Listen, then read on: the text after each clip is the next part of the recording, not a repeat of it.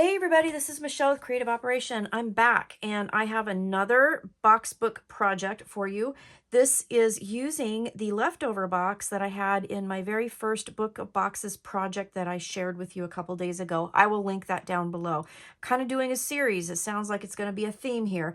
But I'm also doing this for hashtag paperstashsmash. So I'm using some papers that I had chosen that I ended up making this project with, and I did already share a video about this project, but I had some papers left over. So I was like sitting here at my desk going, what can I make that's really quick?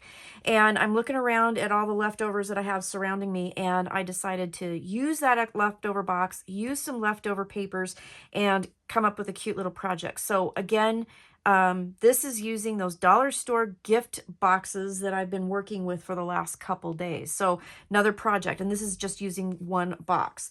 So I'll give you some dimensions as we go through, and then I will also put them down below, but let's get started. So this is 6.5 by 4 3/4, and it has a 1.5 inch spine. And again, I did use one of the boxes. The box inside is actually 5.5 by 3 3/4. So really cute size box, but it makes a really cute gift as well. So I covered the paper, or the front of the box or book, whatever you want to call it. Good gravy, I need to slow down, use my words. Okay, guys. So I used the pattern papers that were left over from the project that I made with the Bow Bunny kit. And I used some gold paper to do the matting, and then I also used the pattern paper here. And I chose this scrap because it had the Santa Claus on it, and then it says, "May your Christmas be happy." I just thought that was really pretty. And so I left it as is. I think that it's gorgeous right now in and of itself. So I didn't put anything on there. I played with a couple ideas, but I just didn't like them. I just wanted to let this paper really shine. So that's how I did that. The spine here, I did add this cute little piece here. This was actually from the packaging from the noteworthy die cuts that I had in that kit. And I just cut a few of those out and kept them. I thought, well, maybe I'll use them. And I thought, well, that would be a great little addition to the spine. So I did do that. And then the back looks like this. Really cute. Has a simple tie closure, because I like to use my ribbons, and these ribbons were laying on my desk, again, waiting to be used. So if you open this up, let me make sure we're in camera here. The box is over here, and then I added a little pocket here. So the box, again, this is just really simple. All I did was cover the top with a piece of pattern paper, and then I used a couple of the embellishments from the Noteworthy pack to decorate. And then I just used a ribbon from my stash and did a tie closure for the gift box. So that's it. That's all that I did with that. But this makes a really cute gift box, doesn't it? You can put, of course, anything you want in it. Everything from jewelry to candy to whatever. And, you know, I'm sure you have lots of ideas for that. But then over here, I decided to make a little gusseted pocket with a magnet closure. And I did that for a couple reasons. I thought you could add a gift card in here. You could put a letter in here, whatever you wanted to do. So went ahead and did that. Now, I also had another idea. I thought this would be cute. You could use this after Christmas to hold stamps, maybe gift tags for presents. I mean, it would be a cute little organizer as well. So on the cover, again, of the box, and then here, I used some of the die cuts, and I just layered them. On this one, I used a staple from my little Tim Holtz Tiny Attacher, and I did add some ribbon in that little cardinal tag. And then I did add a little piece of ribbon to help pull the envelope open. And again, it does have a magnet closure. I used a large basic gray magnet, and then it has a gusseted pocket.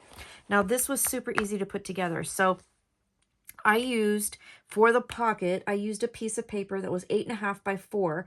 And then, I'll show you, if you guys want to see my notes. My notes are ridiculous because I haven't rewritten them yet. And I want to make sure.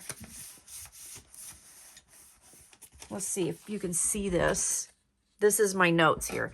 So for the pocket, I used the 8.5 by 4 piece of cardstock, and I used red for this one. And then I scored on each side on the 8.5 at 1/2, 1, and 1.5. So I did that on the two sides.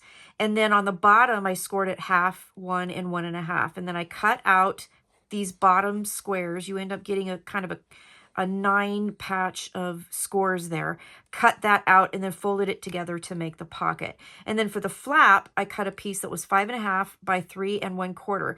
And on the 3 1/4 inch side, I scored it 1/2, 1/4 inch from that. So 1/2, 3 and, excuse me, use my words again, Michelle, at 1/2 and 3/4. That's what I was trying to spit out.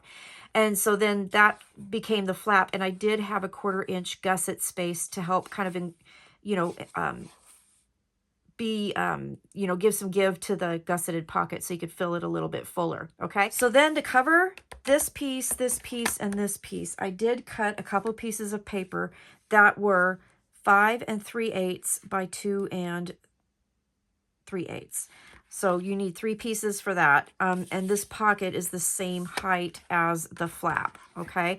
And then how I put it together was I took a piece of pattern paper that I cut at 5.5 minus a 1/16 just so it could fit inside that gusset there. So I just tucked it all the way down into that pocket. And then I attached the flap to the back side of that pattern paper. So that's what gave that extra pattern paper here. Okay, and then once I did that, then this just folds over, and then that created your pocket. And I hope that made sense. If you have any questions, let me know. But again, the pocket itself was 8.5 by 4. On the 8.5 side, I scored at 1/2, 1, and 1.5 on each side of that 8.5. And then on the bottom, I scored at 1/2, 1, and 1.5. And then that's what created the gusseted pocket. And then the flap was 5.5 by 3 1/4. And on the 3 1/4 inch side, I scored at 1/2 and at 3/4, and then that gave you the flap. Now I did reinforce with a little bit of gold because the cardstock that I used is very thin. So I really wanted to kind of reinforce it, and I wanted to add a little pizzazz, so I used a little bit of the gold to line that. And I cut that at like a 1/16 of an inch less than a 1/4 of an inch, and then a 1/16 of an inch less than 5.5 to get those 2 pieces. So that was a little bit of fussy cutting to do, but it turned out really cute. So I hope that all made sense. If it didn't, again, like I said, please ask. I'm more than happy to answer questions. So if you have any questions, let me know. But pretty simple to put together.